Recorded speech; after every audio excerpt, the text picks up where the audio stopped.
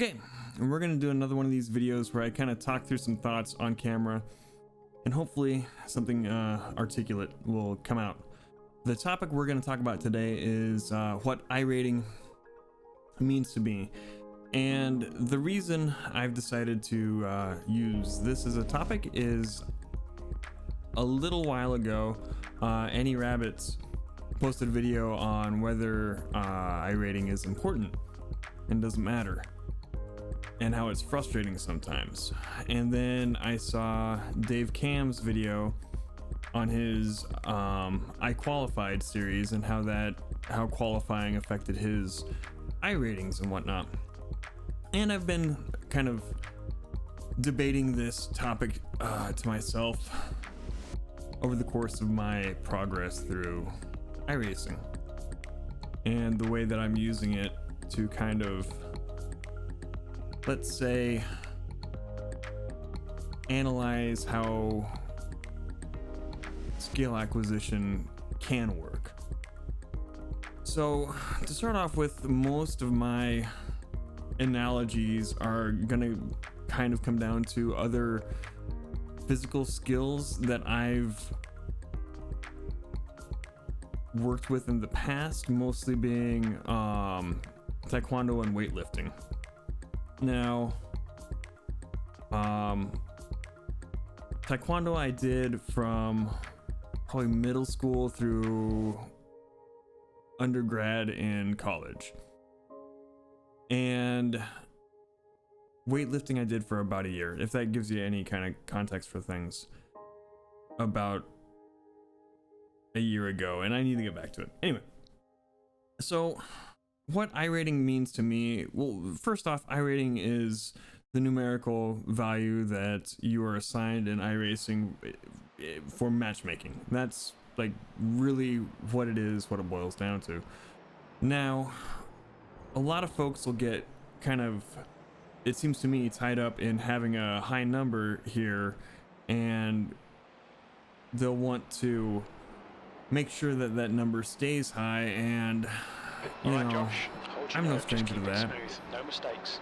But it was a little frustrating early on when I first started, because I started streaming it like right from the get-go, and maybe that's a mistake too, but it was part of the documentation for the project that I'm doing.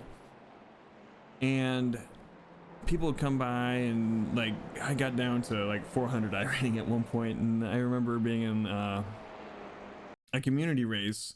This wasn't necessarily when I was streaming, I don't think, and like, oh, this guy's got 400, what's going on, why is he in here? And I'm like, dude, I'm just starting out, like we all got to start someplace. Even though, like, just signing up for an account, even though it's hidden as a rookie, I believe your iRating starts at 1500. Now, I had a couple moments there early on where my wheel was goofing up and I had to withdraw from races without even pulling a lap, so I got instantly last place, and that knocked me down like 100 iRating points twice in a row there.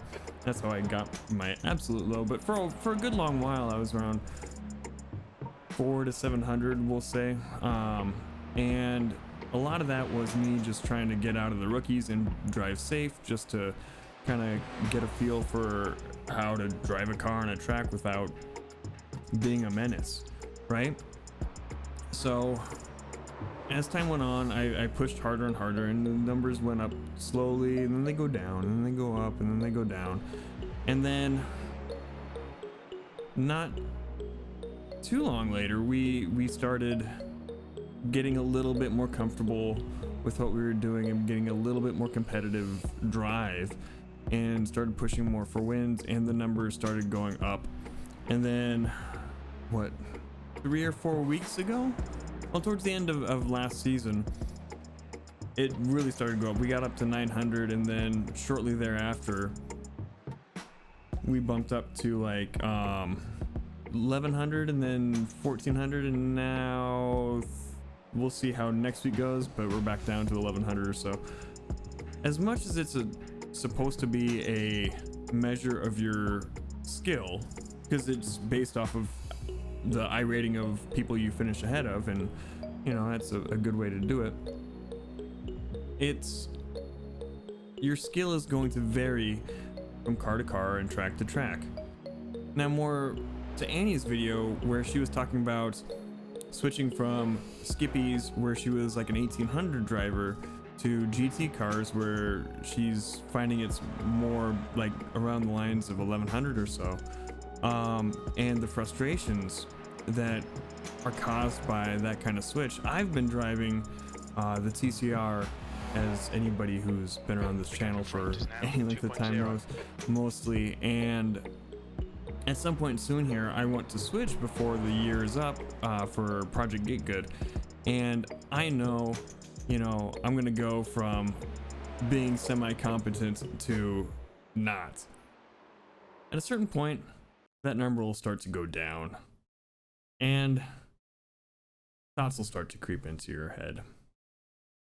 You're bad, your times are slow, and nobody likes you. Hey, bud. I'm trying to do something here. Could you, like, not? Now, to me, it's important to shut those thoughts down.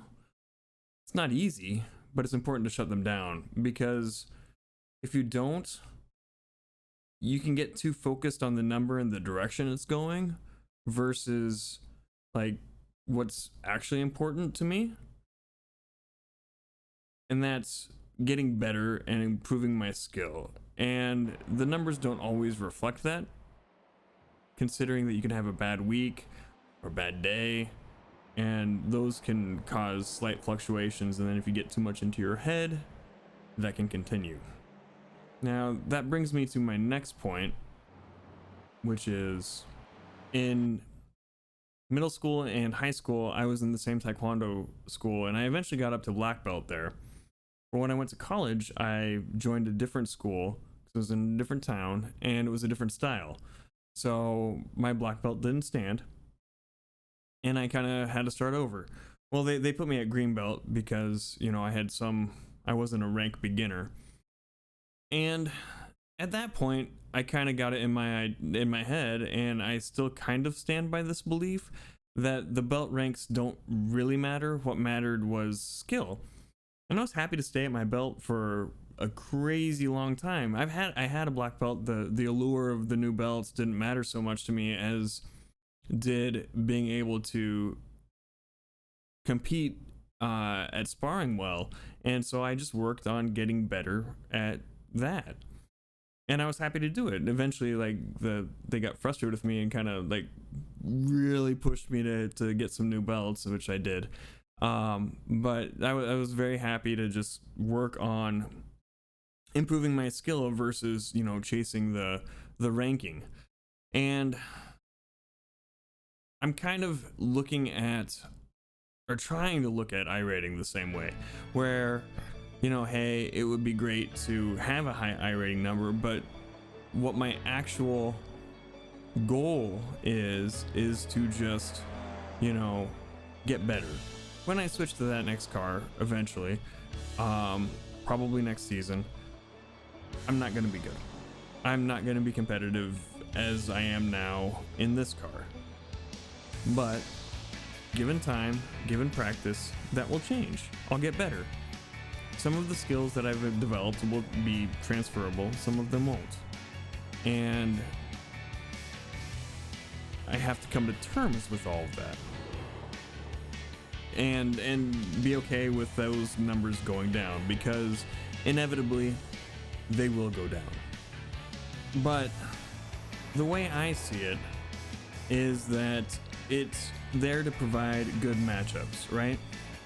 If it's doing its job and accurately figuring out what my skill is at the time, it should match me against people who are of an equal or at least similar skill level to me. Now, those skills can be different because there's different skills, subset skills in driving. Like, collision avoidance is a skill, which is different from outright pace, which is another skill. So those skill matchups aren't necessarily super synergized, but one thing that struck me as odd while I was watching Dave Cam's video was that he, after his iQualified experiment, he said he got his skill up to 5 something, and he was saying that, you know, he was thinking about creating a Smurf account to just have fun with and holding on to that 5k account just to keep the number, which seems odd to me because in my mind you'd want that number to be accurate to what your skill level is and not have it be artificially, and not necessarily artificially, not have it be an inflated top end, because your skill level is going to vary depending on how well you slept, if you had a bad day at work. All these kind of things are going to affect how you drive and how well you drive, just like they can affect, you know, how much you can lift. Like, say, you know, on my best day I can do 5 sets of 5, 250 on a deadlift or something like that. Well, I get a bad night's sleep, I don't eat right, you know, that number, I can struggle with getting all those reps done. Same thing goes for how well I can drive. So then your number's gonna go down on those days when you're not doing it right. But you can have a good night's sleep, you can have everything going right, and that number will go up. So your skill level will be a range, whereas I guess the iRating is just like a 1 minute snapshot of what that range can be. Now, I'm not sure I would want to keep that absolute peak iRating of mine frozen in time, because it's going to get me some matchups that aren't necessarily appropriate. But I suppose different strokes for different folks, which should be, you know, taken for this whole video. I guess it kind of depends on what you're looking to get out of iRacing. Now, I'm using it as an experiment to see how I can progress at something, giving it a lot of practice consistently over a longish period of time. And iRating is a useful metric to use in that regard. However, it's not the only one I think that you can use. I think you can use your standings in a series, or your win percentage, your top 5 percentage, or just like Annie said in her video, how you feel you did in a race, or how you know you did in a race. Because you can get a win, and as I've been told many times, a win is a win, but you can get wins that you had to fight for and had to use every ounce of skill at your disposal, and you can have wins handed to you, and usually you know the difference. But with that being said, I don't think iRating is the be-all end-all. I know it can be frustrating when it goes down, because I've felt that, but I'm doing my best to kind of put it out of my mind. In getting ready for this video, I found a video from Empty Box from a couple years ago where he kind of examined this, and he actually dug up a bunch of data, because like a lot of the reason to get high iRating is to get into the top splits, where some people think the racing is cleaner. I'm not so sure of that, especially in my series, which doesn't split all that often. But being in those top splits for me is kind of a double-edged sword. Sometimes I think I want to be in them, sometimes I don't. I think it's good to have that experience of going up against the fastest guys, and even though I'm not going to win, trying, doing my best, and seeing how I measure up, and going after the best is going to push me harder than being in a split where I'm the best guy at my current skill level and I don't have to try. So in that regard, having an iRating that's high that would put me in those better splits is useful. Having a high iRating when I'm not ready for it and I can't even think about competing in those splits is frustrating because I'm just getting whooped on. And while that can push you sometimes, it can be discouraging others. When I was doing my first season, I just stuck with the Mazdas. That's before Project Get Good really got started. I went through the production car challenge and I was doing the advanced Mazda Cup, and that hardly ever seemed to split or get a full field or anything close to it. And I was just so far off pace. I was just doing races to do them. I don't really know. And then like because I had nowhere near the pace needed to compete, the iRating kept going down, and you know, I put it out of my mind at that point. I was just happy to complete laps and get better lap times as, you know, things went on. If I stayed on the lead lap, I was happy. But I guess we'll have to tie this video up somehow. So I guess to me, iRating is a useful tool. It can get in your head. Try not to let it, and just view it as a